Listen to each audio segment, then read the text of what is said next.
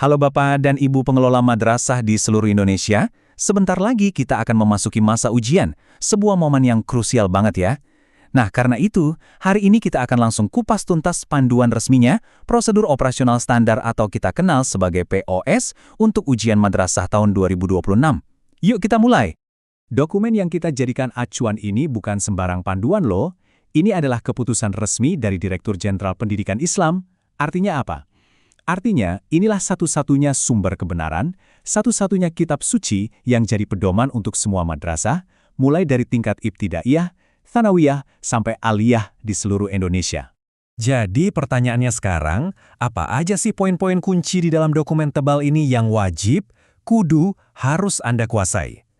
Tenang, paparan singkat ini akan jadi semacam peta jalan buat Anda untuk memastikan semua proses ujian di tahun 2026 nanti berjalan lancar dan sukses. Oke, kita mulai dari yang paling dasar dulu. Apa itu POS UM? Gampangnya gini, ini adalah buku aturan main untuk penyelenggaraan ujian. Tujuannya jelas banget, standarisasi. Biar setiap ujian madrasah, dimanapun lokasinya, dari Sabang sampai Merauke, punya kualitas dan proses yang sama, objektif, dan yang paling penting, bisa dipertanggungjawabkan. Nah, ini dia topik-topik yang akan kita bedah. Kita mulai dari siapa bertanggung jawab atas apa, lalu kita cek syarat kelayakan siswa, lanjut ke aturan main dan tanggal penting ujiannya, sampai akhirnya kita bahas soal kriteria kelulusan. Oke, bagian pertama dan ini fundamental banget. Kita harus paham dulu siapa melakukan apa. Memahami struktur dan alur tanggung jawab ini adalah kunci supaya semuanya berjalan terkoordinasi dan gak ada yang tumpang tindih. Nah, bisa kita lihat ya, alur komandonya itu sangat jelas dan berjenjang. Semuanya dimulai dari tingkat pusat, yaitu Kementerian Agama. Kemudian, kebijakannya turun ke tingkat provinsi melalui Kanwil, lanjut turun lagi ke kabupaten atau kota, dan akhirnya sampai di ujung tombak pelaksanaannya, yaitu madrasah Anda. Coba kita lihat lebih detail lagi ya. Jadi, Kemenak di pusat itu tugasnya bikin aturan main. Terus Kanwil dan Kemenak memastikan aturan itu sampai ke bawah dan pelaksanaannya dipantau. Tapi coba perhatikan baris terakhir. Disinilah peran madrasah Anda menjadi sangat krusial. Anda yang ada di garda terdepan dari membentuk panitia, mendaftarkan siswa, menyiapkan soal, melaksanakan ujian, sampai yang paling menentukan, yaitu memutuskan kelulusan siswa. Oke, dari urusan panitia, sekarang kita bergeser ke subjek utamanya, yaitu para siswa. Tapi, tunggu dulu. Nggak semua siswa di kelas akhir itu otomatis bisa ikut ujian loh, ada syarat-syaratnya. Ini dia, ada 4 syarat mutlak yang nggak bisa ditawar. Pertama, siswa harus terdaftar di kelas akhir. Kedua, rapornya harus lengkap. Ketiga, dan ini penting, datanya harus valid di sistem EMIS Kemenak. Dan yang terakhir, tentu saja, siswa harus punya nomor peserta ujian. Anggap saja ini gerbang pertama yang harus mereka lewati. Terus, apa sih nomor peserta UM itu? Gini deh, anggap aja ini sebagai KTP-nya siswa selama masa ujian. Nomor ini bukan sekedar angka acak. Setiap digit di dalamnya itu punya arti. Dan fungsinya adalah untuk memastikan setiap siswa teridentifikasi dengan benar di dalam sistem nasional. Nah, biar lebih kebayang, kita bedah bareng-bareng contoh nomor ini ya. 2 digit pertama, 26, itu artinya tahun ujian, 2026. 10 itu kode provinsi, 19 kode kota. Angka 1 berikutnya itu kode jenjang, dalam hal ini madrasah ibtidaiyah. Lalu 0802 adalah kode unik madrasah Anda. Dan 4 digit terakhir, 0001, itu nomor urut siswanya.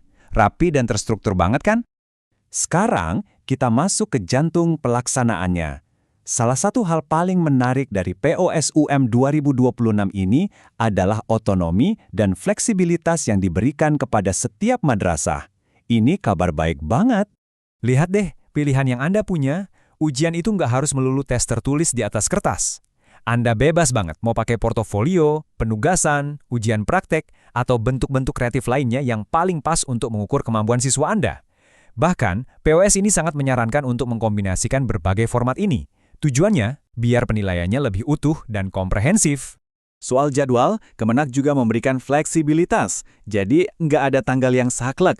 Yang ada adalah jendela waktu atau rentang pelaksanaan. Untuk tingkat MA dan MAK, ujian harus digelar antara 2 Maret sampai 18 April. Sementara untuk tingkat MTS dan MI, jendela waktunya sama, yaitu dari 20 April sampai 16 Mei. Dan ini dia poin emasnya. Di dalam rentang waktu yang panjang itu, madrasah Anda punya keleluasaan penuh untuk menentukan tanggal-tanggal pasti pelaksanaannya. Mau di awal, Di tengah atau di akhir rentang waktu, itu terserah Anda, disesuaikan dengan kalender akademik dan kesiapan madrasah masing-masing. Ini bentuk pemberdayaan yang luar biasa. Ujian sudah selesai dilaksanakan, lalu apa langkah berikutnya? Tentu saja, momen yang paling ditunggu-tunggu, penentuan kelulusan. Yuk kita lihat apa saja syaratnya. Ternyata, aturannya sangat simpel dan jelas. Cuma ada 2 syarat utama bagi seorang siswa untuk bisa dinyatakan lulus. Pertama, dia harus sudah menyelesaikan seluruh program pembelajaran dari semester awal sampai akhir. Dan kedua, ya tentu saja, dia wajib mengikuti ujian madrasah yang diselenggarakan. Nah, ini sekali lagi menegaskan otonomi madrasah. Setelah mempertimbangkan 2 syarat tadi, keputusan final tentang lulus atau tidaknya setiap siswa itu sepenuhnya ada di tangan Dewan Guru di madrasah, yang kemudian disahkan secara resmi lewat surat keputusan kepala madrasah. Terakhir, jangan lupa catat tanggal-tanggal penting ini ya untuk pengumuman kelulusan. Untuk jenjang MA dan MAK, kelulusan akan diumumkan serentak pada tanggal 4 Mei 2026. Sementara untuk jenjang MI dan MTS, pengumumannya juga serentak, yaitu pada tanggal 2 Juni 2026. Jadi, apa inti dari semua ini? Sederhananya, POSUM 2026 ini memberikan 2 hal yang sangat berharga. Pertama, panduan yang super jelas dan terstruktur. Kedua, fleksibilitas dan otonomi yang besar bagi madrasah. Kunci suksesnya ada 3. Kuasai peran Anda, pastikan semua siswa memenuhi syarat, dan laksanakan ujian sesuai jadwal. Nah, sebagai penutup, saya tinggalkan satu pertanyaan untuk Anda renungkan. Dengan semua informasi dan fleksibilitas yang diberikan ini, strategi apa yang akan madrasah Anda terapkan untuk benar-benar memaksimalkan potensi dan memastikan kesuksesan siswa-siswi Anda di tahun 2026 nanti? Kalau Anda ingin membaca dokumennya secara lebih detail dan lengkap, Anda bisa langsung pindai kode QR yang ada di layar. Terima kasih banyak sudah menyimak, semoga persiapan ujian madrasah Anda berjalan dengan lancar dan sukses.